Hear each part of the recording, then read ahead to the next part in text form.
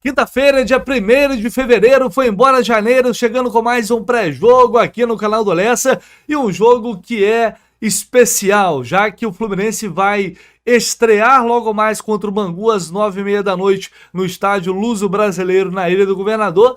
O seu time principal em 2024, os campeões da América. Veremos novamente os campeões da América 2023 em ação. Para quem estava com ansiedade lá no alto, né, que já não via a hora disso acontecer, a gente imaginava que ia demorar um pouquinho mais, só que no comando desse Fluminense está Fernando Diniz. E ele sempre pode nos surpreender e não foi diferente dessa vez. O Fluminense vai a campo com força máxima, logo mais buscar mais 3 pontos e, portanto, se manter na liderança da Taça Guanabara. E por falar nisso, com as derrotas de Vasco, Botafogo empatou, o Vasco perdeu ontem para o Nova Iguaçu. Dessa forma, o Fluminense só pode perder a liderança para o Boa Vista. Se vencer, pode abrir 3 pontos na ponta, desde que o Boa Vista não vença o seu jogo. Então, o Fluminense que está com tudo para abrir vantagem nessa liderança, mesmo atuando com um time C, é um time totalmente alternativo desde o início da competição. O Marcão está passando o bastão para o Diniz. Não é em definitivo, depois a gente vai falar mais sobre isso. Só que o time titular do Flu estreia em condições bastante favoráveis nesta temporada. Então seja muito bem-vindo a mais esse pré-jogo aqui no canal do Lessa. Bora, porque tem muita informação.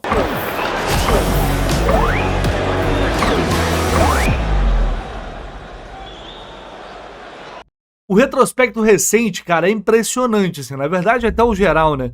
Ao todo, Fluminense e Bangu já se enfrentaram 267 vezes, sendo 664 vitórias do Flu, 47 empates e 56 derrotas, só que nos últimos 12 jogos é um massacre.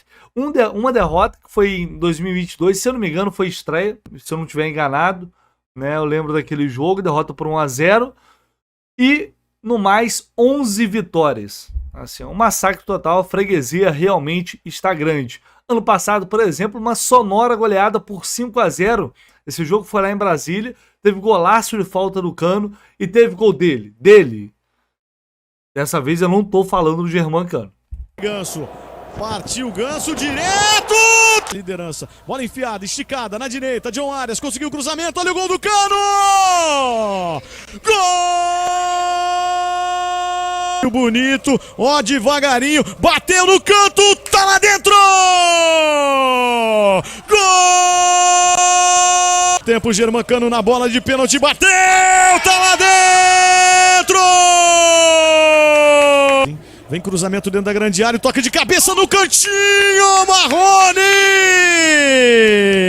Gol! Teve gol do Germán Cano também, mas teve gol do Marrone. Até o Marrone fez gol nesse jogo. Bora a provável escalação do Fluminense para o jogo desta noite. A provável escalação KTO aqui no canal do Lessa. Galera, a KTO é uma parceira gigantesca para esse ano de 2024. Vai ajudar muito no crescimento do canal. Então, se você puder dar essa força, criar essa conta na KTO, se você ainda não tem, corre lá, kto.com, só isso. Crie sua conta e utilize o cupom JORNADA para você ter 20% de bônus no primeiro depósito. É só isso. Só utilizar o cupom JORNADA. Não se esqueça, tá bom? Eu já fui lá, já fiz a minha aposta para esse jogo. Aliás, eu fiz 2 para esse jogo. Tá dando para ver aqui, ó, no cantinho direito aqui. Vitória do Fluminense no primeiro tempo, tá?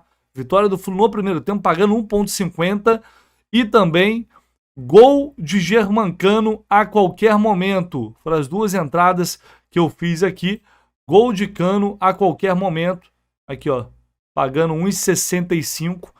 Vocês imaginem como esse homem tá louco para fazer gol, né? Voltando de férias, começando pré-temporada, deve estar alucinado para fazer gol. Então, nessa estreia do time titular, amigo, eu vou muito nessa. E também nessa vitória do Flu no primeiro tempo, as 2 entradas que eu fiz aqui, vai lá, tem uma série, tem uma infinidade de possibilidades para você escolher lá na KTO. Não se esqueça de utilizar o cupom JORNADA, porque é muito importante e ajuda demais aqui o canal do Lessa. Então, galera, vamos a essa provável escalação do Fluminense, que vai ter um time, assim, praticamente o time que foi campeão da Libertadores, com uma mudança, com a saída do Nino, evidentemente, que não está mais no clube. Fluminense deve ir a campo com Fábio, na lateral direita Samuel Xavier, na zaga com Thiago Santos, hein? Thiago Santos, pessoal do Central Fluminense trouxe ontem essa informação. Thiago Santos ao lado de Felipe Melo e Marcelo, André Martinelli, Ganso, Keno, John Ares e Germancano. Deve ser esse o fluxo, a possibilidade da entrada do Renato Augusto no lugar do Keno. É uma possibilidade e é o que eu imaginava também. Eu esperava que o Diniz fosse começar o ano com o time campeão da América. E depois, à medida com o passar dos jogos, né, conforme o desempenho dos jogadores, ele poderia ir mudando, né, com a possibilidade de escalar também os reforços. Será que Douglas Costa vai estrear hoje? Bom, galera, pelo que eu ouvi, a tendência é de que ele não apareça na lista de relacionados, tá? A tendência é essa. Por outro lado, Terans vai estar à disposição. Então, Gabriel Pires e Renato Augusto já estrearam. Hoje poderemos ver em campo e certamente veremos se ele for relacionado. A tendência total é essa. Terans em campo entrando aí no segundo tempo, muito provavelmente. Então eu estou muito curioso para ver, mais do que a escalação titular, que é claro, a gente quer ver novamente o time principal do Flu em ação, mas para ver quais serão as mudanças do Diniz no segundo tempo, o que ele vai armar com esse time. Porque, cara, ele com pouca opção já consegue, né, fazer ali, armar o time de várias formas diferentes. Você imagina tendo, né, essa quantidade de jogadores de qualidade no banco de reservas. Eu estou muito curioso para ver isso na prática. Então, vamos ver com o desenrolar do jogo. É claro que os jogadores, alguns vão cansar. O Fluminense não está em forma, tá, pessoal? O pessoal a galera está adquirindo ainda a melhor forma física, se preparando. Quando eu digo não está em forma, é que não está em ritmo de jogo. Assim, zero. Tem 6, 7 dias de pré-temporada. Então, esse jogo vai ser como se fosse um amistoso. Né, um amistoso valendo 3 pontos. É a sequência da pré-temporada. É como se fosse ali um jogo treino no CT. Claro, diferente porque vale 3 pontos. Mas enfim, a diretoria está dentro do planejamento. Alguns jogadores pediram para jogar, dentre eles, se não foi Germancano que encabeçou essa lista aí, eu não sei de mais nada. Tenho certeza que ele liderou esse movimento aí. Alguns jogadores pediram para jogar porque a galera está preocupada, afinal de contas, com a Recopa chegando aí. Dia 21 já tem o primeiro jogo, então é necessário pegar ritmo, né, até lá. Quanto mais entrar em campo antes dessa partida, melhor. Então, e jogador gosta de jogar, né? Essa que é a verdade. O jogador não gosta de ficar só treinando.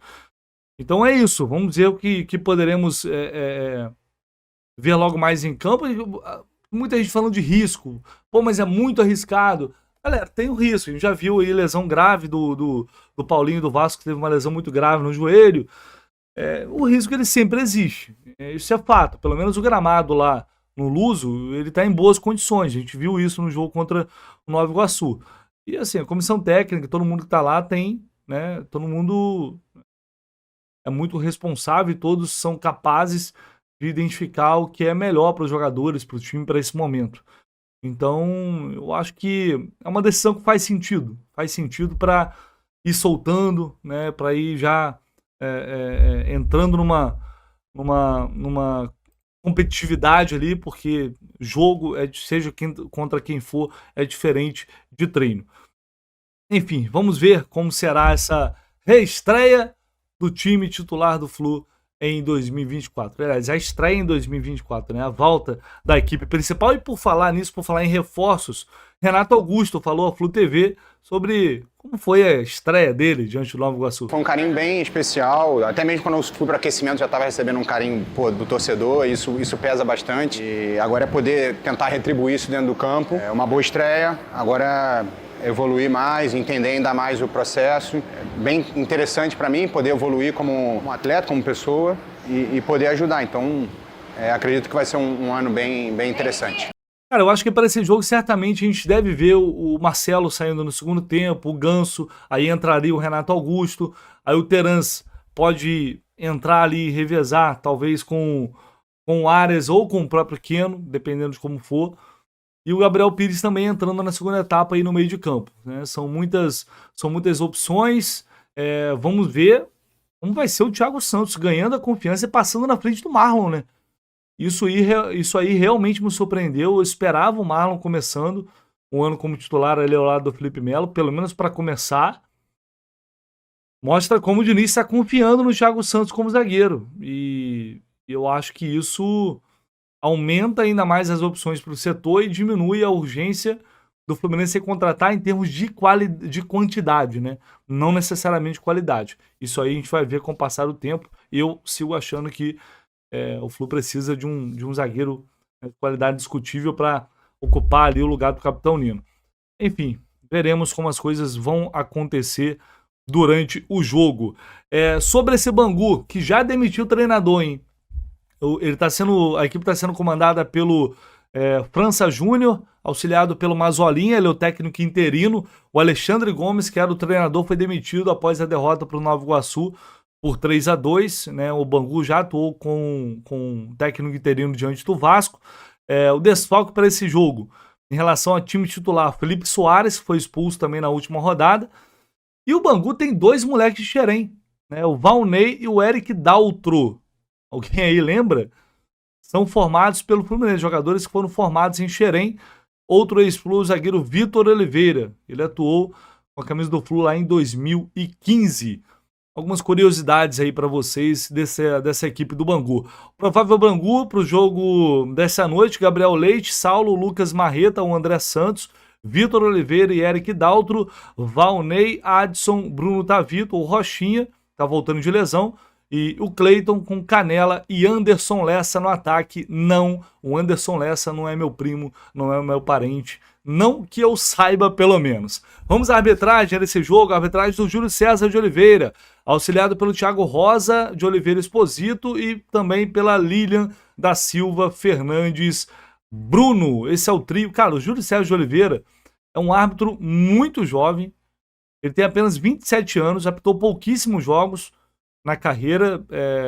Pelo que se tem aqui documentado, começou a apitar de fato esse ano, jogos da Série B, Série C. Então, um árbitro muito jovem, está começando aí a carreira no quadro da FERJ. Enfim, tomara que ele possa ter uma boa atuação logo mais. Não faço a mínima ideia do que podemos esperar. Eu vou ser sincero para vocês, ele é de Belford Roxo, inclusive. Eu até prefiro árbitros jovens assim na FERJ do que uns antigos horríveis que tem aí. Mas é claro que, como é muito jovem, pode sentir a pressão de apitar um jogo de time grande, né? Vamos ver como ele vai sair. Galera, super transmissão, Jornada KTO 1902, em cadeia com o canal do Lessa, Raiz Tricolor, canal 20. Cara, uma transmissão que está sendo cada vez mais encorpada, né, e pensada para você, torcedor tricolor. Então, você que... pô, Lessa, mas eu quero... Você não transmite com imagem, porque vocês não têm direitos, né? Nós não temos os direitos para transmissão com imagem, mas você pode assistir o jogo e deixar o YouTube ligado com o áudio da nossa transmissão. Uma transmissão feita especialmente 100% tricolor para vocês, tricolores, acompanhar com Gabriel Amaral. Estarei ao lado do Gabriel Amaral, do Fio, do Cauã Tinoco, nosso repórter. Então, conto com vocês nessa audiência de mais tarde, a partir das 8 da noite, direto do Estádio Luso Brasileiro, já ao vivo, com pré-jogo, transmissão e aquele pós-jogo, o mais completo, você sabe, você encontra aqui no Jornada KTO 1902 com o canal do Lessa, Raiz Tricolor e canal 20. Nos vemos mais tarde, um abraço, tamo junto, valeu!